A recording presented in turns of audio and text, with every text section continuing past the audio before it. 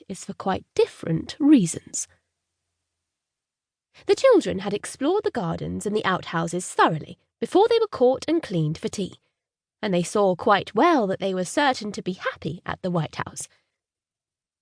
They thought so from the first moment, but when they found the back of the house covered with jasmine, all in white flower, and smelling like a bottle of the most expensive scent that is ever given for a birthday present, and when they had seen the lawn, all green and smooth, and quite different from the brown grass in the gardens at Camden Town, and when they had found the stable with a loft over it and some old hay still left, they were almost certain.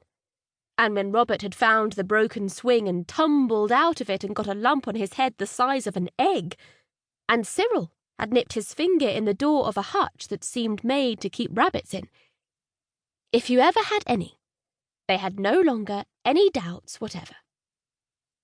The best part of it all was that there were no rules about not going to places and not doing things. In London, almost everything is labelled, "You mustn't touch," and though the label is invisible, it's just as bad, because you know it's there, or if you don't, you jolly soon get told. The White House was on the edge of a hill, with a wood behind it, and the chalk quarry on one side and the gravel pit on the other. Down at the bottom of the hill was a level plain, with queer-shaped white buildings where people burnt lime, and a big red brewery and other houses.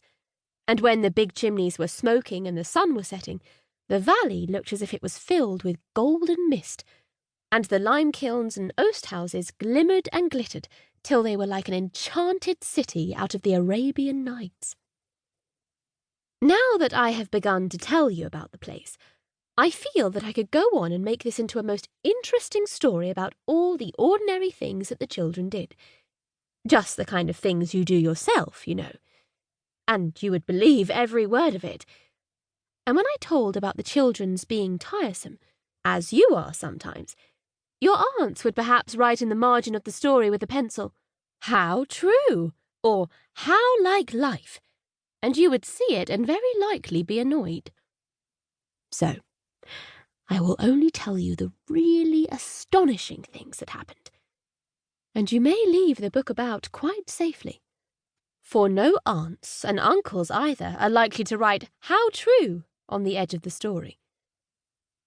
Grown-up people find it very difficult to believe really wonderful things, unless they have what they call proof. But children will believe almost anything, and grown-ups know this. That is why they tell you that the earth is round like an orange, when you can see perfectly well that it is flat and lumpy, and why they say that the earth goes round the sun, when you can see for yourself any day that the sun gets up in the morning and goes to bed at night like a good sun as it is. And the earth knows its place, and lies as still as a mouse. Yet I dare say you believe all that about the earth and the sun. And if so, you will find it quite easy to believe that before Anthea and Cyril and the others had been a week in the country, they had found a fairy. At least they called it that, because that was what it called itself. And of course it knew best. But it was not at all like any fairy you ever saw or heard of or read about. It was at the gravel pits. Father had to go away suddenly on business, and Mother had gone away to stay with Granny, who was not very well.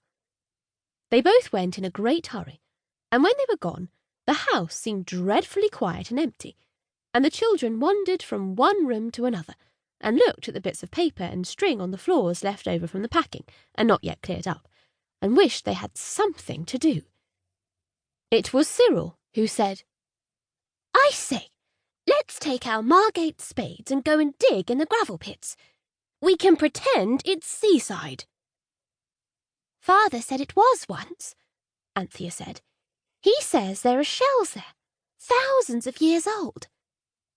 So they went. Of course they had been to the edge of the gravel pit and looked over, but they had not gone down into it for fear Father should say they mustn't play there, and the same with the chalk quarry. The gravel pit is not really dangerous.